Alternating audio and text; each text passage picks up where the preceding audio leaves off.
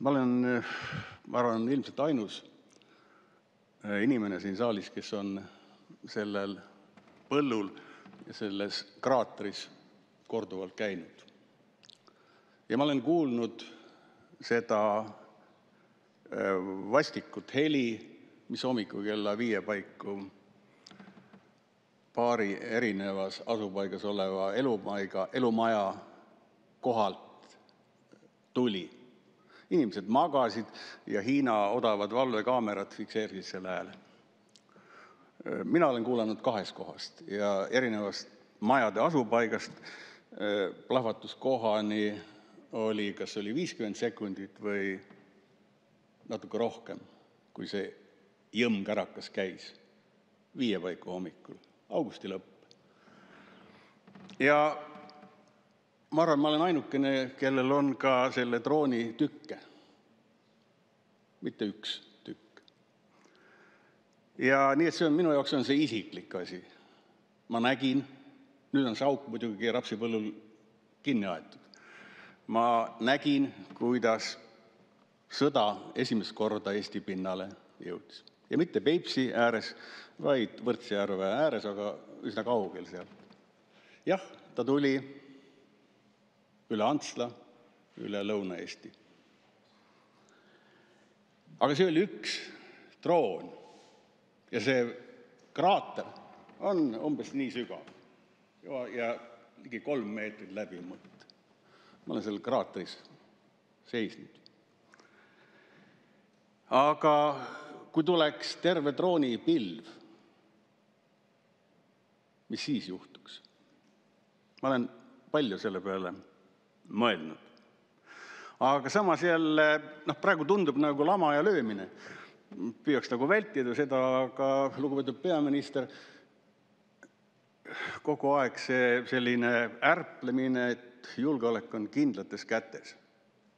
Käed ju värisevad, eriti praegu. Ja pilk on tuhm. Ja nüüd, kui vaadata kindralite raportit, 256 lehekülge, ma olen viimased päevad seda lugenud korduvalt. Jah, võib öelda, et kibestunud vanamehed, meil oli mingi vimm endiste Kaitseväe juhatajatega, aga see on väga labane ja lihtne nii-öelda naeruvääristamine. Tegelikult on need, mida Kaitsekomitee sõjaväelased, ja muuseas seal on, meil Riigikogus on ainult 2 kindralit. Need on mõlemad Reformierakonna liikmed, Kristen Michali parteikaaslased. Ja nad on mõlemad sellega tegelenud muu hulgas. Ja see peaks olema kõigile selline signaal, et me tegelikult peaksime võtma võimu enda kätte, sest Riigikogu on ju valitsuse tööandja. Aga me oleme lõdvad, mugavad ja pole seda seni eriti palju teinud. Parlamentaarne raport on tavaline asi. Meil kunagi mõni koosseis tagasi oli, ma mäletan, üks kolleeg oli, seal tagapingis istus, kes tegi sellise raporti, mitte riigikaitse valdkonnast. Ja tegelikult peaks olema neid palju-palju rohkem. Neid probleeme, mida käsitleda parlamentaarse raportina, on väga-väga palju, eriti tänases Eestis.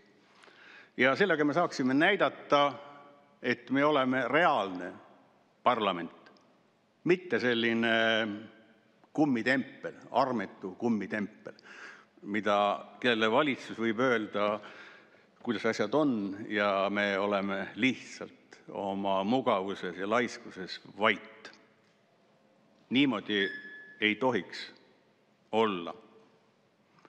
Ja selle koha pealt on see drooni järelpärimine, mida siin täna juba 2 korda parlamendis toimub, suurepärane, et väike vahe on varasemaga, mida ma ise olin esitaja, ja nüüd on asjad veidi paika loksunud, aga sellest rääkida, eriti sellest praeguses olukorras.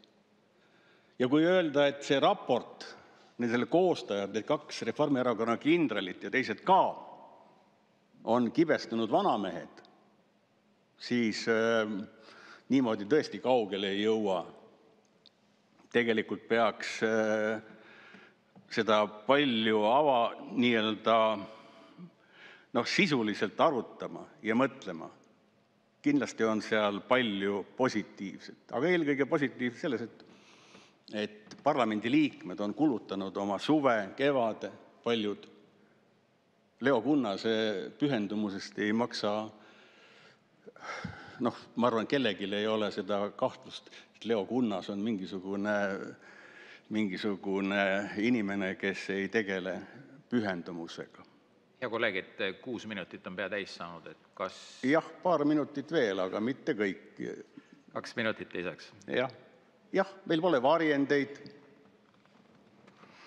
meil pole ohuennetust.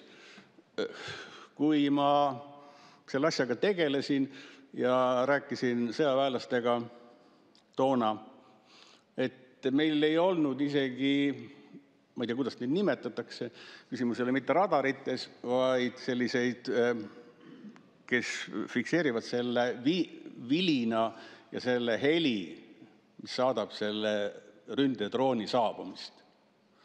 Kahjuks mul ei ole praegu teile võimalik näidata seda või lasta kuulda seda. Väga vastik heli on. Aga seda on võimalik suhteliselt odavalt teatud andurite olemasolul fikseerida juba varakult. Ma ei tea, kas praeguseks on need olemas, aga augusti lõpul neid ei olnud olemas. Nii et mõelda on siin küll ja järelpärimisel aitäh, et see toodi uuesti siia, kuna aeg on edasi läinud ja asjad on natukene konteksti sulandunud ja pilt on veelgi selgemaks saanud. Julgeolek ei ole kahjuks Kristen Michali kindlates kätes. Käed värisevad. Aitäh!